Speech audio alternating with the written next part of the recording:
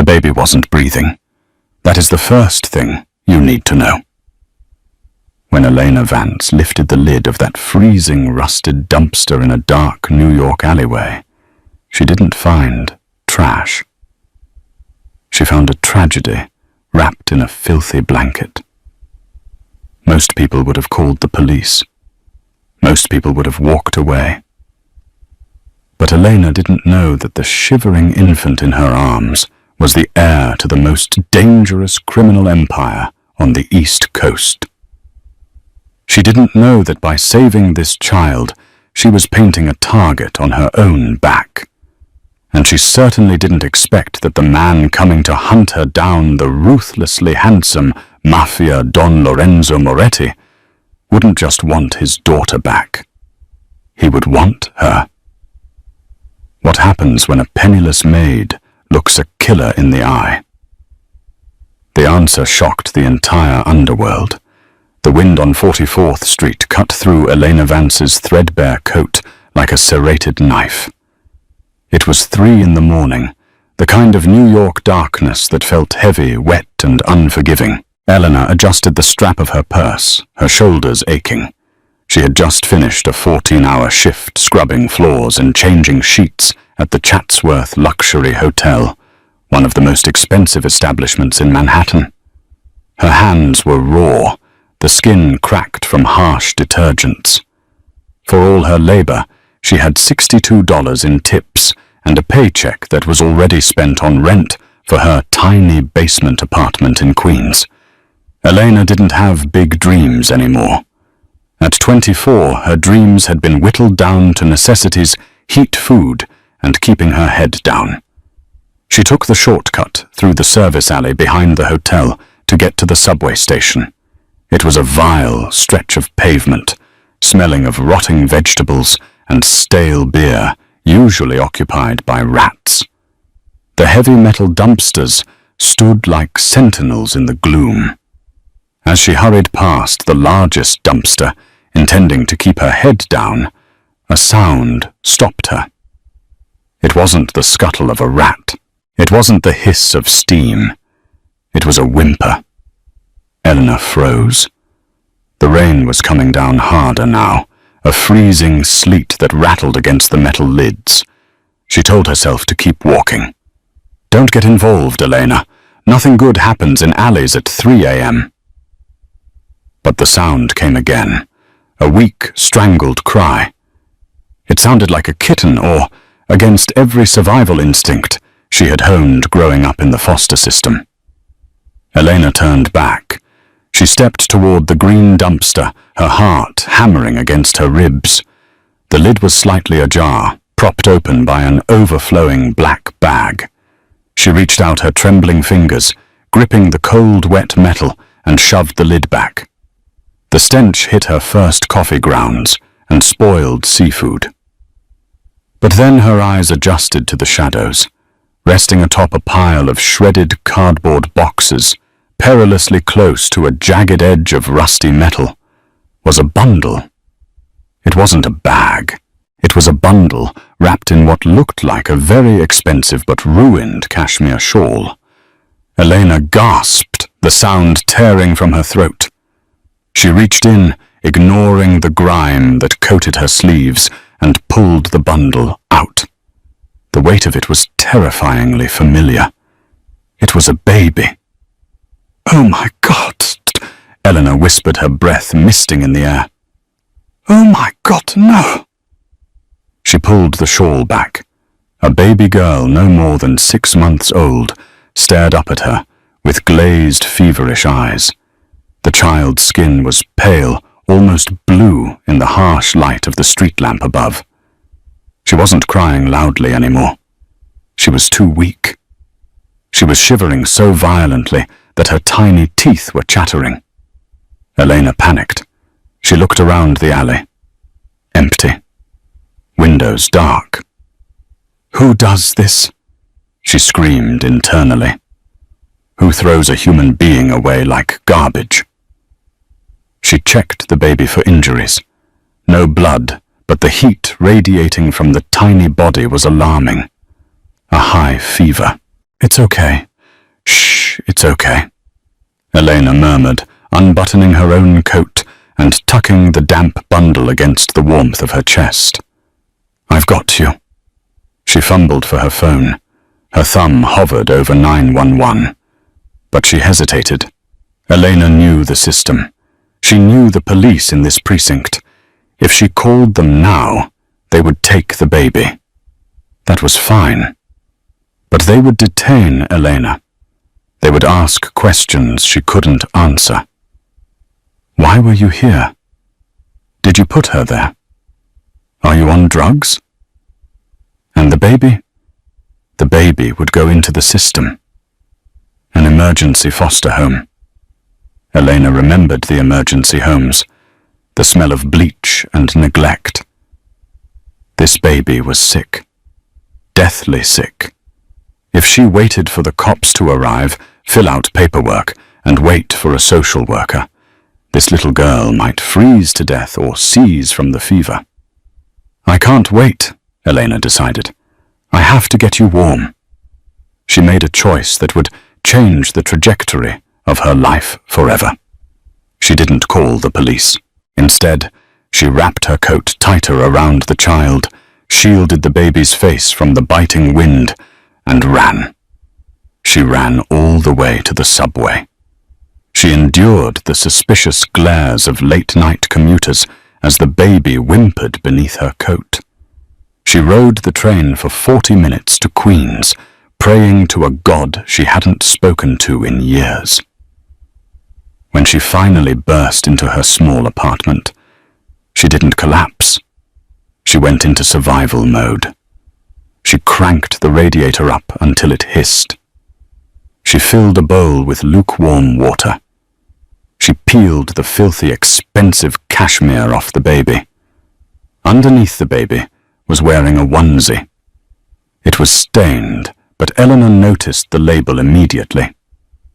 Gucci. This wasn't a poor woman's unwanted child. This was a rich baby. A baby who had been discarded. As Elena gently sponged the feverish sweat off the baby's forehead, she saw something else. Around the baby's neck was a thin platinum chain. Dangling from it was a small pendant, a family crest, a lion holding a dagger. Elena frowned. She had seen that crest before. Somewhere on the news, or maybe in the papers, the rich guests at the hotel left behind. The baby let out a soft sigh, her eyes closing as the warmth of the room finally seeped into her bones. Elena prepared a bottle of diluted milk. She didn't have formula, and carefully fed the child. "You're safe," Elena whispered, stroking the baby's dark curls. "I don't know who threw you away, little one, but they're never touching you again."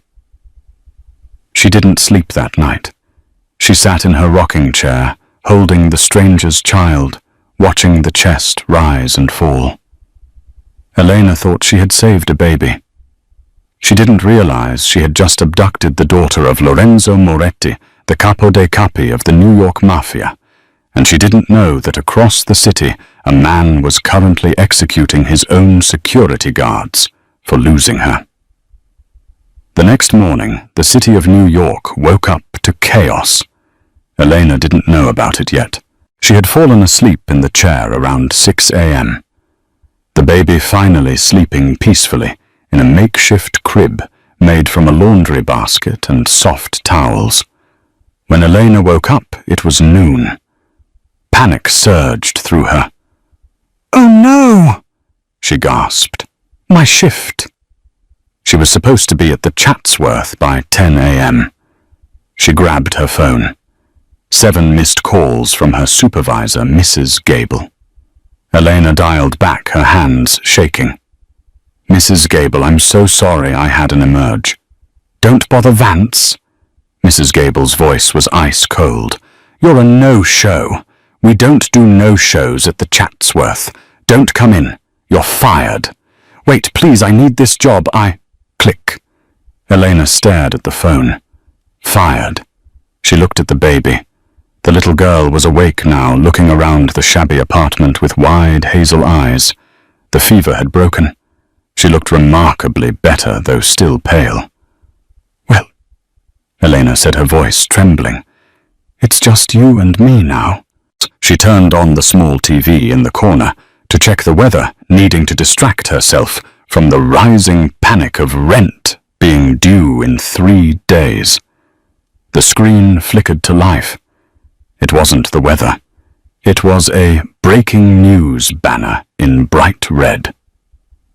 Manhunt underway for missing heiress. Elena froze. On the screen was a photo, a studio portrait of a baby. The same dark curls, the same hazel eyes. The caption read, "Sofia Moretti, 6 months old. Daughter of Lorenzo Moretti, CEO of Moretti Shipping." The news anchor's voice was grave. "Police are calling this a high-stakes kidnapping. Lorenzo Moretti has offered a $5 million reward for information leading to her safe return. Sources say the child was taken from her stroller in Central Park yesterday evening." Elena looked from the TV to the baby in the laundry basket.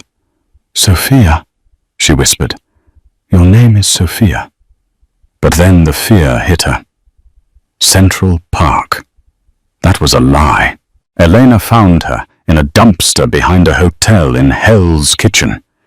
If she was taken from the park, why was she in a dumpster miles away? And Moretti Shipping. Everyone in New York knew that Moretti Shipping was a polite way of saying the Mafia. Lorenzo Moretti wasn't just a CEO, he was the Don. Elena's stomach dropped. If she walked into a police station now with the Mafia Don's daughter holding a baby that had been missing for 24 hours, they wouldn't see a savior. They would see a kidnapper. Or worse, if the people who threw Sophia in the dumpster were inside the family. Bringing her back might get the baby killed. "I can't go to the police," Elena realized, pacing the small room. "And I can't stay here. If they find me with her," she needed money, she needed supplies, and she needed to figure out how to get this baby to her father without getting killed in the process. She looked at the platinum necklace around Sophia's neck. The crest. "I have to find him," Elena decided. "I have to find Lorenzo Moretti directly. I can't trust anyone else." It was a suicide mission. But looking at Sophia's innocent face, Elena knew she couldn't leave this child to the wolves. 2 days later, Elena was desperate. The milk was running out. She had bought diapers with her last $10. She knew where Lorenzo Moretti would be. The tabloids were obsessively covering his movements. He was currently tearing the city apart, but tonight he was scheduled to make a grim appearance at a charity gala at, ironically, the Chatsworth Hotel. The very place Elena had been fired from. It was a long-standing commitment he couldn't break without showing weakness to his rivals. Elena still had her uniform. She still had her service key card. In the chaos of being fired over the phone, she hadn't returned it. "I'm sorry, Sophia," Elena whispered. She strapped the baby into a cheap carrier, hiding her under her oversized coat. "We're going to the lion's den." Getting into the hotel was easy. The staff entrance security guard, old Mike, waved her in, assuming she was working the night shift. He didn't know she was fired. Elena navigated the back corridors, her heart thumping against the baby's chest.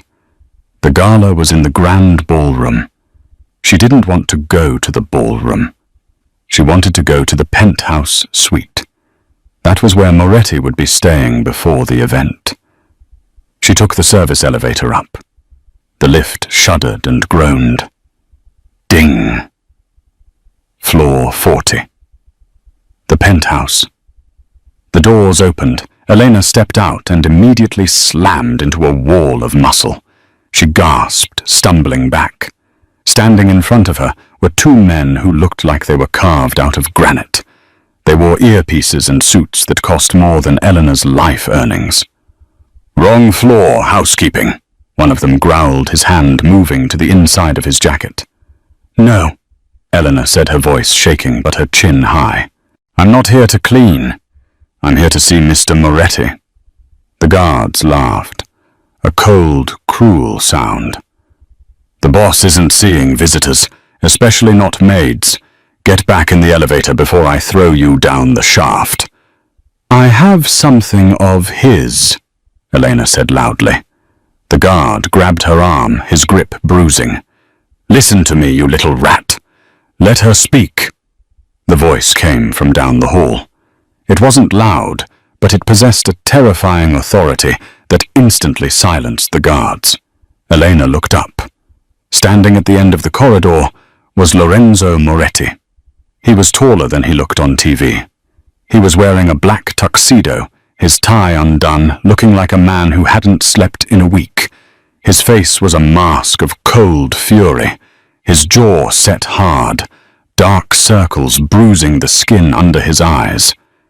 He was devastatingly handsome, but in the way a storm is beautiful, deadly, and destructive. He walked toward them, his movements predatory. "You have 5 seconds to explain why. You are disturbing me," Lorenzo said, his voice low and dangerous. "Before I have you removed. Permanently." Elena's throat went dry. The guard was still hurting her arm. "I found something," she stammered.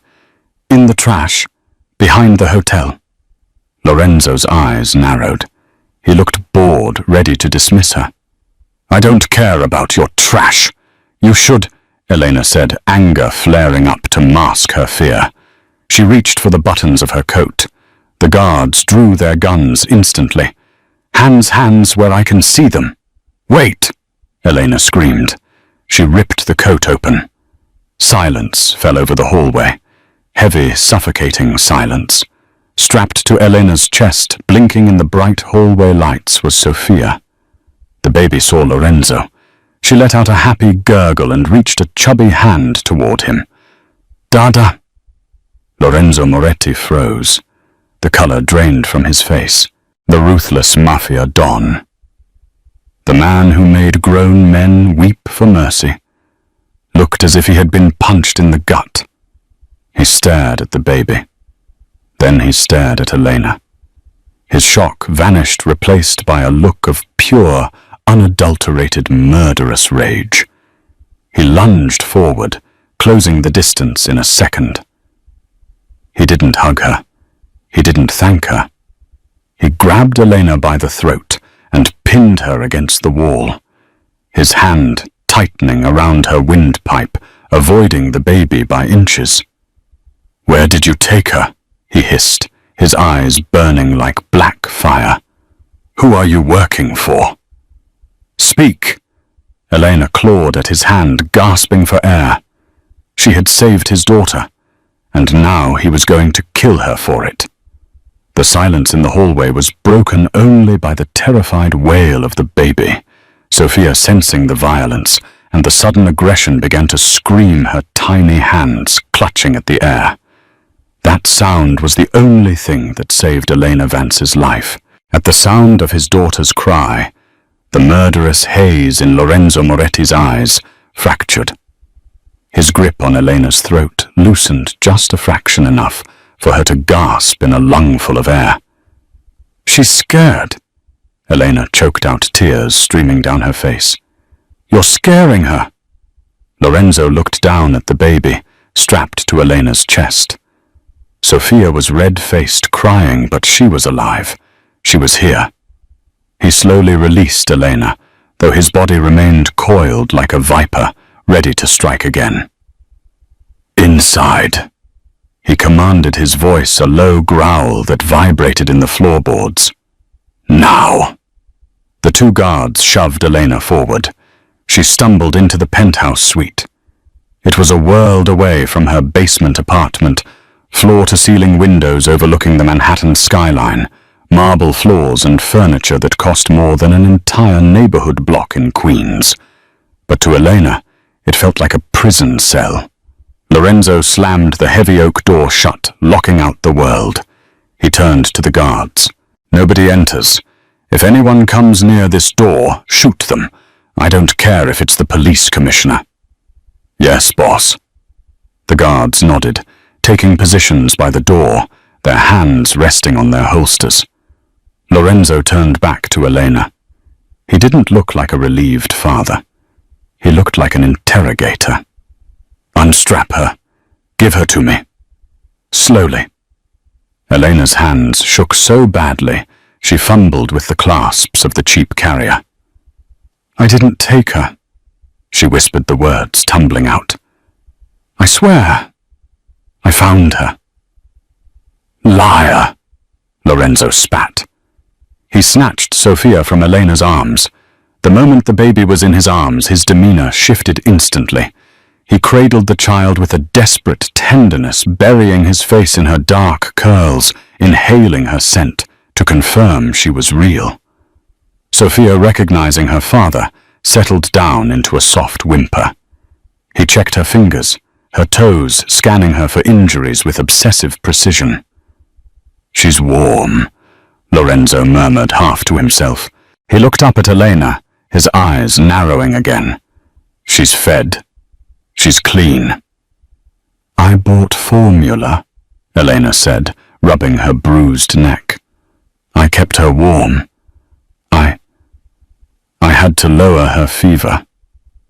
Lorenzo walked over to a wet bar, poured himself a glass of water, and didn't drink it. He just stared at the trembling maid. "You expect me to believe that you found the most protected child in New York City?" "My security team is the best in the world. They said she was taken by a tactical team. Pros." "Then your security team is lying to you," Elena said, finding a sudden surge of courage. "Or they're incompetent."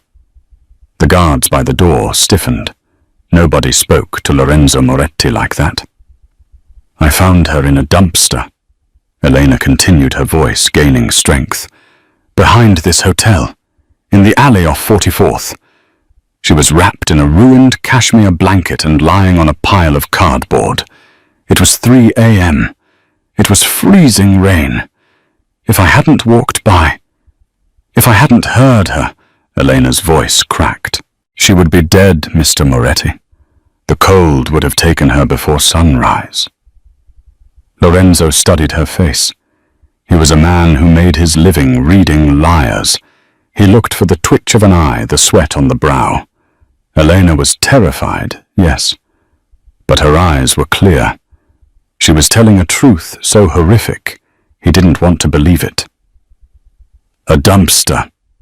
He repeated the word, tasting like ash in his mouth. "Check the security cameras of the alley," Elena challenged him. "Check the time stamps. I was leaving my shift. I didn't have a tactical team. I had a bus pass and $60 in tips." Lorenzo pulled out his phone. He dialed a number. "Marcus, pull the footage from the Chatsworth rear service alley, Tuesday morning, 0300 hours. Send it to me now." He hung up and stared at Elena. "If you are lying, I will peel the skin from your bones." "And if I'm telling the truth?" Elena asked. "Will you apologize for choking me?" Lorenzo stepped closer, his scent of expensive cologne and gun oil filling her senses. "If you are telling the truth, Elena Vance, then you are the only person in this city I can trust, and that is a very dangerous position to be in." His phone buzzed. Lorenzo looked at the screen. He watched the grainy black and white footage. He saw a figure in a maid's coat walking in the rain. He saw her stop. He saw her dive into the dumpster. He saw her pull out the bundle. He saw her wrap the baby in her own coat, exposing herself to the freezing sleet, and run. He watched it 3 times. The air in the room changed. The aggression didn't leave Lorenzo, but it shifted targets. He wasn't mad at Elena anymore. He was consumed by a cold, dark rage directed at someone else.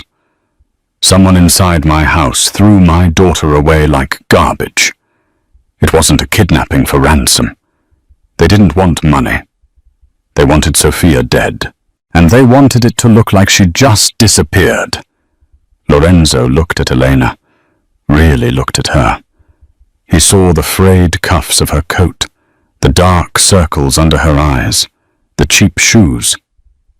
"You kept her for 2 days," he said quietly. "Why didn't you go to the police?" "I was scared," Elena admitted. "I know who you are. Everyone knows who you are. If I went to the cops, they would have blamed me. Or worse. I thought if I gave her back to the system, the people who hurt her might find her again. I wanted to give her to you. Only you." Lorenzo walked over to the sofa and sat down, placing Sophia gently on his lap. He looked tired, mortal. "You saved her," he said. It wasn't an apology, but it was an acknowledgement. "You saved my life." "I should go," Elena said, edging towards the door. "You have her now. I just want to go home." Lorenzo laughed. It was a dry, humorless sound. "Go home, Elena. Do you understand what just happened? You just walked into the middle of a war." "I don't want a war," she pleaded. "I just want my life back." "You don't have a life anymore," Lorenzo said ruthlessly. "Think. Someone close to me tried to kill my daughter. They failed because of you. If I let you walk out that door, you'll be dead within the hour. Whoever did this is watching. They know someone found her. They will come for you to tie up the loose end." Elena felt the blood drain from her face. "So, what, you're going to kill me?" "No." Lorenzo stood up. "I'm going to hire you." "What? My daughter needs a nanny. Her last one is obviously unavailable." Lorenzo's eyes flashed with a dark promise of violence toward the previous staff. "You are the only person who has proven you will protect her with your life. You wrapped her in your coat while you froze. You faced me down to save her." "I'm not a nanny," Elena stammered. "I'm a maid." "You are now whatever I say you are," Lorenzo declared. "Pack your things mentally, because you aren't going back to your apartment. You're coming to live at the estate." "I can't just move in with the Mafia," Elena cried. Lorenzo stepped into her personal space, his dark eyes boring into hers. "You have 2 choices, Elena. Walk out that door and take your chances with the killers who threw a baby in a dumpster, or come with me live under my protection and help me find the monster who did this." Elena looked at Sophia, who was chewing on her fist, safe and warm. Then she looked at Lorenzo. He was terrifying, yes. But beneath the monster she saw a father who was just as scared as she was. "Fine," Elena whispered. "I'll go." Lorenzo nodded. "Good choice. Welcome to the family." The ride to the Moretti estate took an hour, but to Elena it felt like traveling to a different planet. They traveled in a convoy of 3 armored black SUVs. Elena sat in the middle vehicle, sandwiched between Lorenzo and the car seat, where Sophia slept. The estate was located in the wealthy hills of Oyster Bay. It wasn't a house. It was a fortress masked as a mansion. 12-foot iron gates swung open, revealing a winding driveway lined with ancient oak trees. The house itself was a sprawling structure of grey stone and dark slate, beautiful but impsing like a castle designed to withstand a siege. When the car stopped, a team of servants and guards was already waiting on the steps. Lorenzo got out first. He didn't wait for a chauffeur to open the door for Elena. He opened it himself, offering a hand. Elena took it. His grip was firm, his palm warm and rough. "Stay close to me," he murmured as they walked up the steps. "Eyes down. Don't speak unless spoken to." They entered the grand foyer. It was breathtaking, a dual staircase, a crystal chandelier the size of a car, and floors polished to a mirror shine. But the atmosphere was suffocating. The staff maids in crisp uniforms, butlers in tails, stood in a rigid line. They didn't look like employees. They looked like soldiers.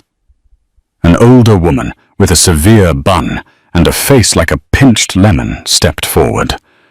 "Mr. Moretti," she said, her voice tight. "We were relieved to hear of the child's recovery. It is a miracle." Lorenzo stopped. He stared at the woman. "Is it Mrs. Rossi?" The temperature in the room seemed to drop 10 degrees. "Yes, sir. Of course, sir." Mrs. Rossi's eyes flickered to Eleanor. "And who is this?" "This is Eleanor," Lorenzo announced, his voice carrying through the hall. "She is the new head nanny. She answers only to me. Anyone who disrespects her disrespects me. Is that clear?" A ripple of shock went through the line of staff. A girl in a ragged coat. "Head nanny crystal clear, sir," Mrs. Rossi said, though her eyes were filled with venom. Lorenzo led Elena up the stairs past the gaping staff. He showed her to the nursery wing. It was a suite of rooms larger than Elena's entire apartment building. "This is Sophia's room." Lorenzo gestured to a nursery filled with toys that had never been played with. "And this," he opened a connecting door, "is yours." Elena's room was stunning. A canopy bed, a private balcony, a bathroom with a soaking tub. On the bed there were boxes. "Clothes," Lorenzo said. "My assistant estimated your size. Burn what you are wearing. You represent the family now." He turned to leave, but paused at the door. "Eleanor." "Yes, trust no one in this house," he said, his voice dropping to a whisper. "The person who took Sophia, they had a key. They had the codes. They are still here." With that chilling warning, he left, locking the door from the outside. Eleanor wasn't a guest. She was a prisoner in a golden cage. The first week was a blur of tension. Elena quickly realized that the staff hated her. To them, she was an interloper, a street rat who had charmed the boss. They would whisper when she walked into the kitchen to get milk. They would stop talking the moment she entered a room. Mrs. Rossi, the housekeeper, was the worst. She would inspect Elena's work with a magnifying glass. "The baby's socks are mismatched," Mrs. Rossi would sneer. "Is this how they dress children in the slums?" Sophia kicked them off. Elena would reply, calmly refusing to be baited. "She's happy. That's what matters." Lorenzo was rarely seen. He spent his days in his study or away on business, which Elena assumed meant violence. But every night at 8 p.m. sharp, he would come to the nursery. He would sit in the armchair in the corner and watch Elena feed Sophia. He wouldn't speak much. He would just watch. It was unnerving. Elena felt his dark eyes, tracking her every movement, the way she burped the baby, the way she hummed soft lullabies, the way she gently combed Sophia's hair. One rainy Tuesday, a week after her arrival, the tension broke. Elena was in the nursery, rocking Sophia. The baby was teething and fussy. Eleanor started singing a song her mother used to sing to her before the foster system took her. It was a soft, sad folk song about a boat on the ocean. She didn't hear the door open. When she turned to put Sophia in the crib, Lorenzo was standing there. He wasn't wearing his suit jacket. His tie was gone, his shirt unbuttoned at the collar. He looked exhausted. "You have a beautiful voice," he said softly. Elena jumped, nearly dropping the blanket. I didn't know you were there. Lorenzo walked into the room. He didn't look at the baby. He looked at Elena. He reached out and touched a stray curl of hair that had fallen onto her forehead. The touch was electric. Elena's breath hitched. Why did you save her? Lorenzo asked, his voice raw. You could have walked away. No one would have known. I couldn't, Elena whispered. She was alone. I know what it's like to be thrown away. Lorenzo's hand lingered on her face. His thumb grazed her cheekbone. For a second, the distance between them vanished. He wasn't the Don. She wasn't the maid. They were just two people bound by a miracle. He leaned in, his eyes searching hers. Elena's heart hammered against her ribs. Was he going to kiss her? Suddenly, Sophia let out a sharp, pained cry from the crib. The moment shattered. Elena spun around. What's wrong, sweetie? Sophia was coughing, her face turning red. Elena picked her up. She's choking. No, she wasn't eating anything. Elena looked at the crib. Tucked under the mattress where Elena had just laid her down was a small plush teddy bear. But it wasn't one of Sophia's bears. Elena grabbed it. It felt heavy. She squeezed it. A puff of white powder erupted from the seams hanging in the air. The smell hit Elena instantly. Bitter almonds. Don't breathe, Elena screamed. She threw the bear across the room and covered Sophia's face with her shoulder, diving to the floor. What is it? Lorenzo roared, his gun already in his hand, scanning the room for an intruder. The bear. Elena gasped, coughing as the dust settled. It's poisoned. It smells like cyanide. Someone put it in the crib. Lorenzo's face went from confused to apocalyptic. He looked at the innocent-looking toy lying on the rug. He pressed a button on the wall. The lockdown alarm. Sirens began to wail throughout the estate. Red lights flashed. They're here, Lorenzo said, his voice devoid of humanity. They are in the house right now. He grabbed Elena and Sophia, pulling them into the corner of the room, shielding them with his own body. Stay behind me, he ordered. Tonight the walls are going to run red. The attack on the baby hadn't stopped. It had just begun. And this time Elena was right in the crossfire. The sirens cut through the silence of the estate like a scream. Lorenzo kicked the nursery door shut and engaged the deadbolt. He hit the floor, covering Elena and Sophia with his body, as heavy footsteps thundered down the hallway outside. Stay down, he commanded, his voice tight with controlled chaos. Do not move until I say the words clear. Elena huddled on the Persian rug, clutching Sophia so tight her knuckles turned white. The baby was crying, startled by the noise, but alive. Alive. That was all that mattered. The scent of bitter almond cyanide still lingered faintly in the air, a ghostly reminder of how close they had come to death. Outside, the shouting began. Secure the perimeter. Nobody leaves, lock all exits. Lorenzo stood up slowly, his gun leveled at the door. He tapped his earpiece. Marcus, status. House is sealed, boss. Marcus, the head of security, replied, his voice crackling in the silence. We're doing a sweep. Who is the target? Me, Lorenzo said coldly, and my daughter. Get the medical team to the nursery. Full hazmat protocol. Someone put a cyanide device in the crib. 10 minutes later, the room was swarming with men.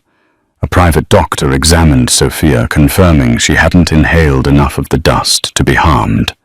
Elena was checked too. She was shaken but physically fine. Lorenzo didn't get checked. He was pacing the room like a caged tiger, his fury radiating in waves that made his own men flinch. He picked up the teddy bear with a pair of tongs. sealing it in an evidence bag. "This didn't come from a store," Lorenzo said, his voice terrifyingly calm. "This is a custom job. Pressure trigger. It was placed after the room was cleaned this morning." He turned to his men. "Bring everyone. Every maid, every cook, every gardener. Bring them to the Great Hall. Now." The Great Hall looked like a courtroom in hell. 30 staff members stood in lines, trembling. Mrs. Rossi, the housekeeper, looked pale. The younger maids were weeping. Lorenzo stood at the front, flanked by his guards. He held the evidence bag up. "Someone in this room put this in my daughter's crib," he announced. "You have one chance to confess.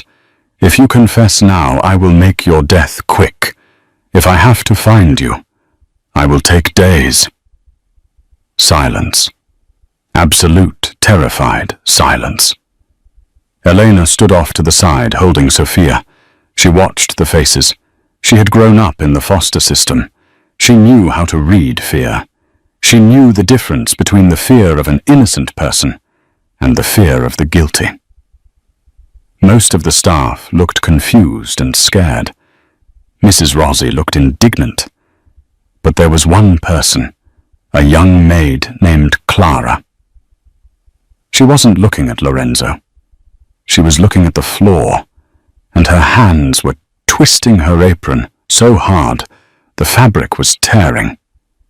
She was sweating even though the hall was drafty. Elena stepped forward. "It's her." Every head turned. Lorenzo looked at Elena, then followed her gaze to Clara. "Her?" Lorenzo asked. "Look at her hands," Elena said softly. Clara gasped and tried to run. She didn't get 2 steps before Marcus tackled her to the marble floor. "Get off me!" Clara screamed. "I didn't mean to. They made me—" Lorenzo walked over to her. He signaled Marcus to lift her up. "Who is they?" Lorenzo asked. "I don't know," Clara sobbed. "A man. He came to my sister's school. He showed me photos of her. He said if I didn't put the bear in the crib, he would take her. He gave me the bear. He said it was just a sleeping powder. I didn't know it was poison. I swear." Lorenzo stared at her. His expression was unreadable. "You traded my daughter's life for your sister's," he said. "I had no choice," Clara wailed. Lorenzo pulled his gun. The sound of the safety clicking off echoed through the hall. Elena flinched. She wanted to look away, but she couldn't. This was the world she had entered.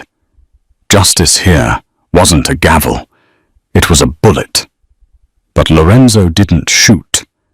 He lowered the gun. "Lock her in the cellar," he ordered Marcus. "We need to know who the man was. Get a sketch artist. Get every detail. If she's telling the truth about her sister, find the girl and secure her. If she's lying, kill them both."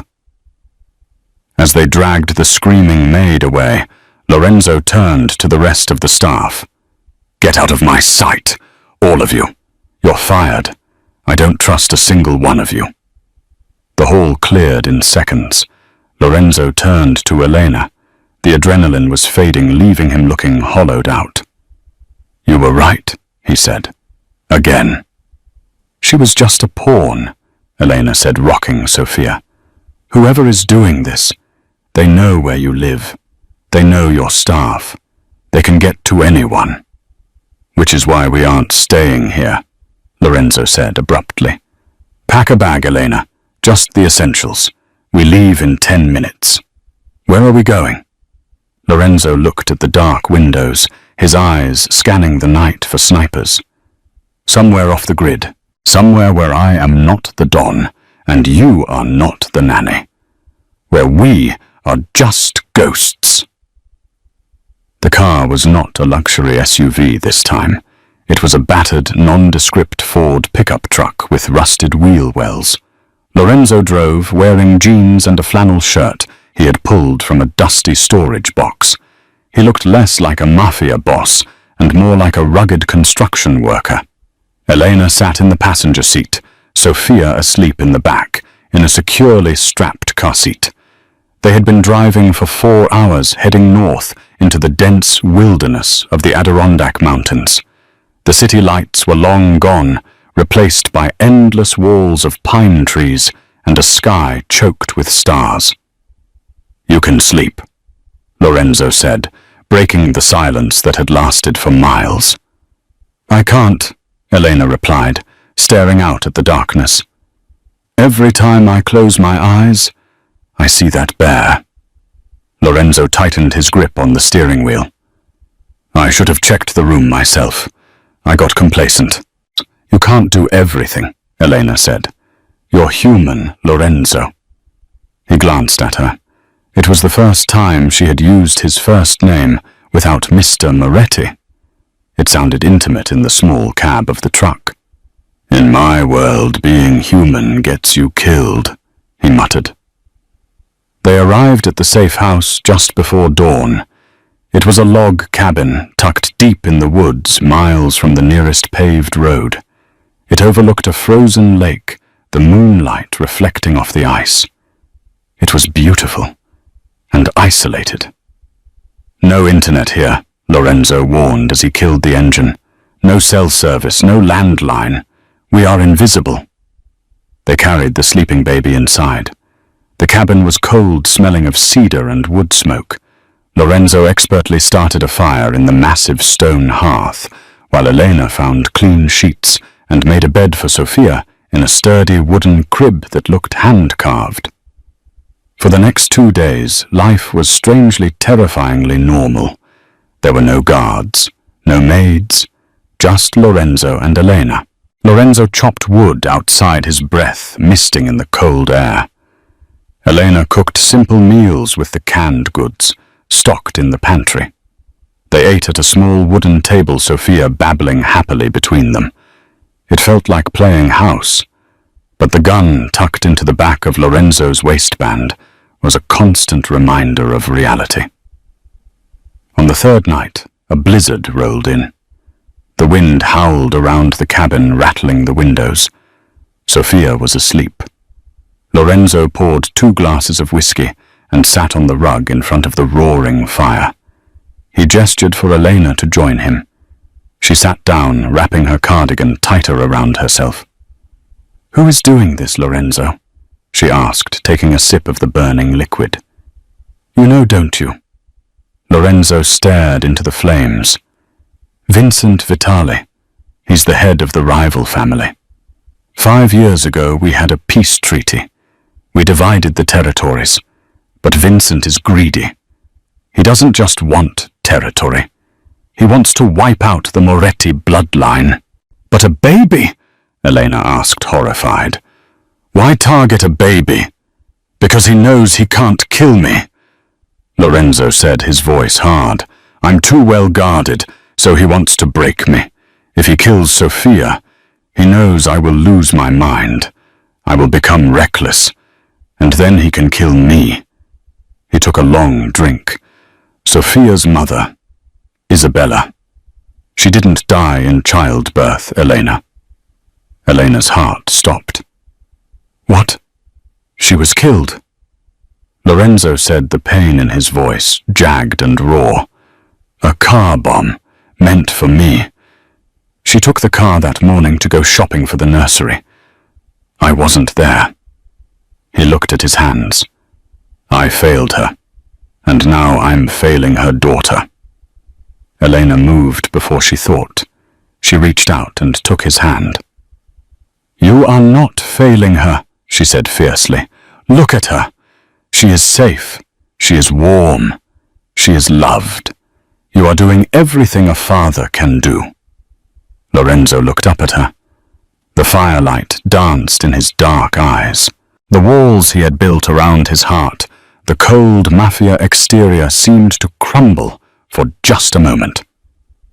"I'm not doing it alone," he said softly. "I have you." He turned his hand over, interlacing his fingers with hers.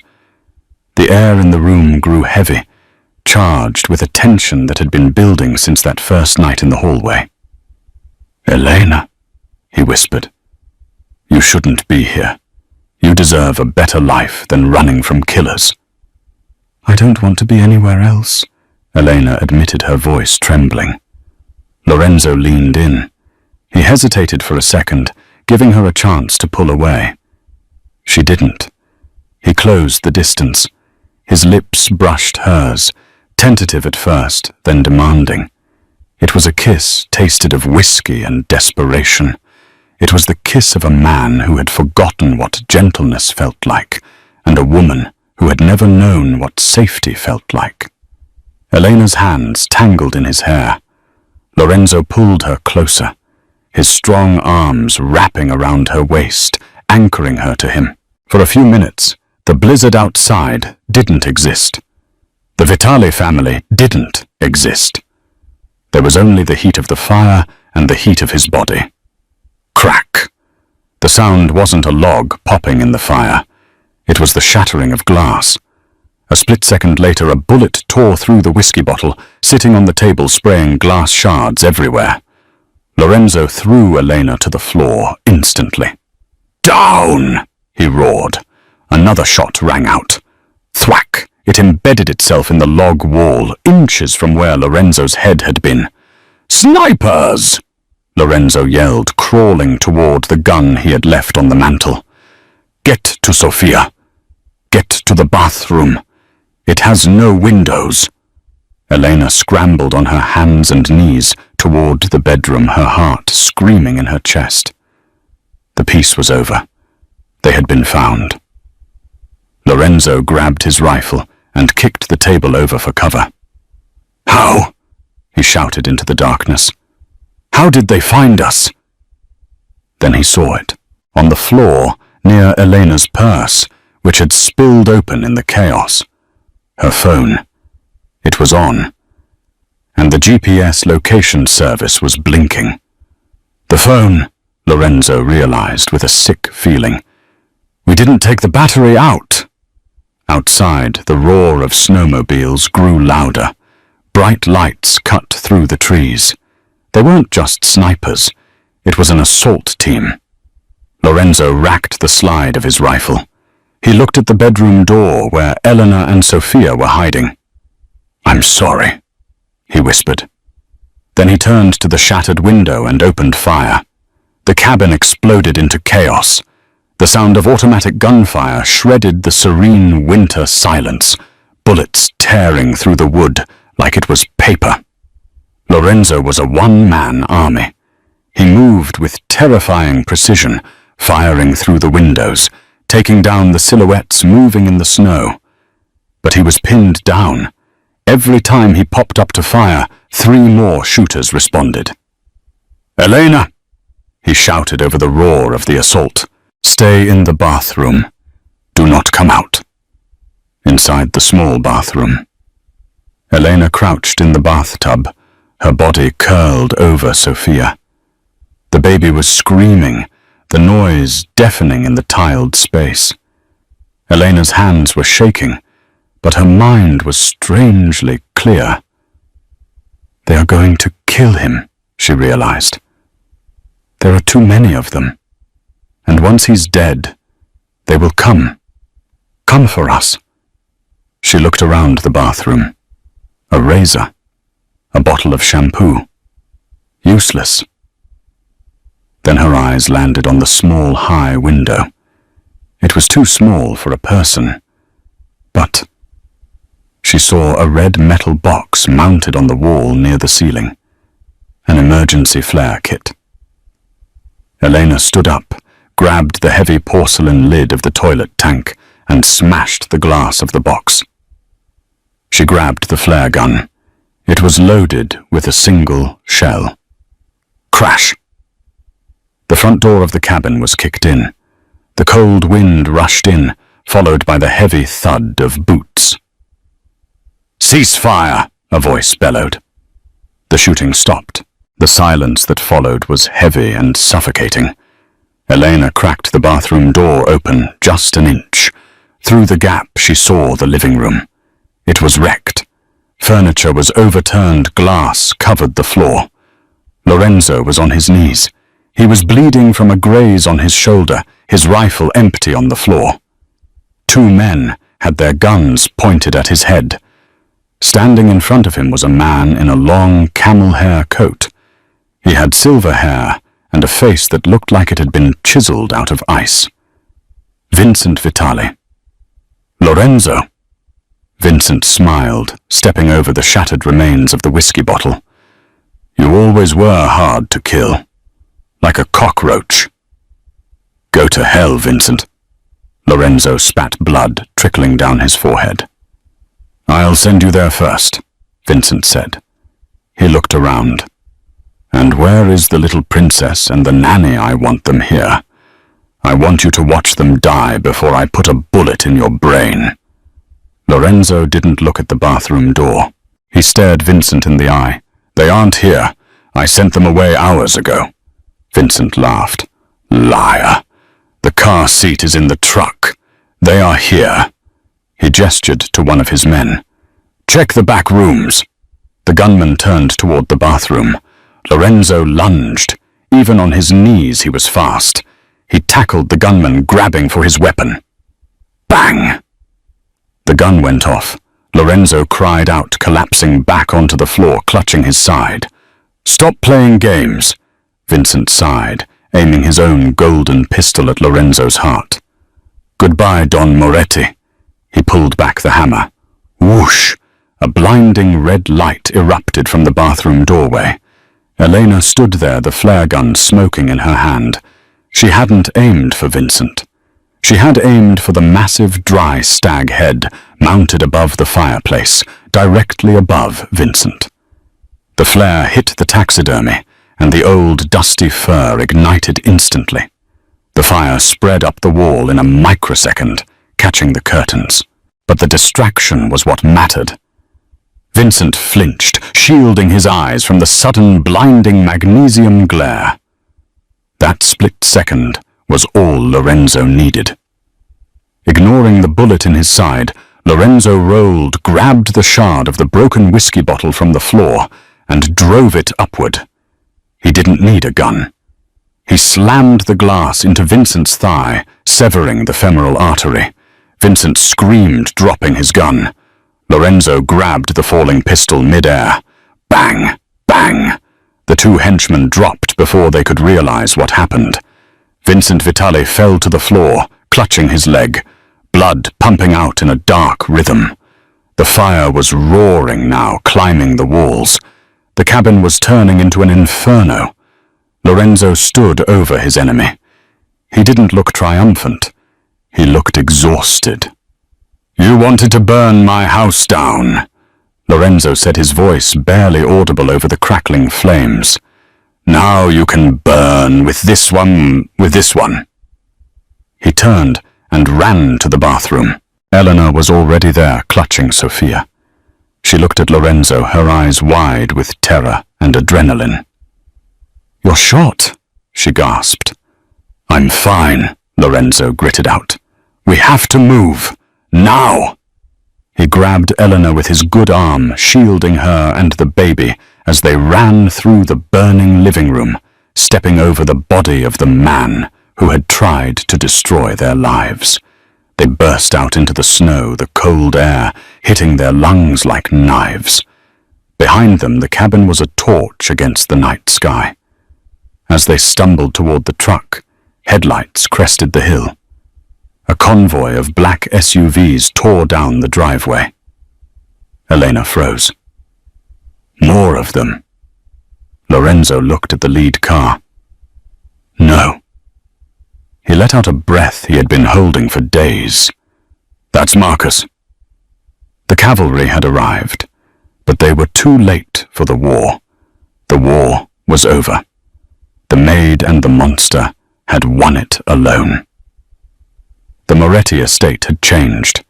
The heavy drapes were pulled back, letting sunlight flood the great hall. The staff was new, vetted by Eleanor personally. The fear that used to hang in the air was gone, replaced by the soft sounds of a piano playing in the music room. Elena sat in the garden, watching Sophia crawling on a blanket in the grass. The baby was laughing, chasing a butterfly. Elena wasn't wearing a maid's uniform. She was wearing a silk sundress, her hair loose and shining. "She's getting fast," a deep voice said behind her. Elena smiled and turned. Lorenzo stood there.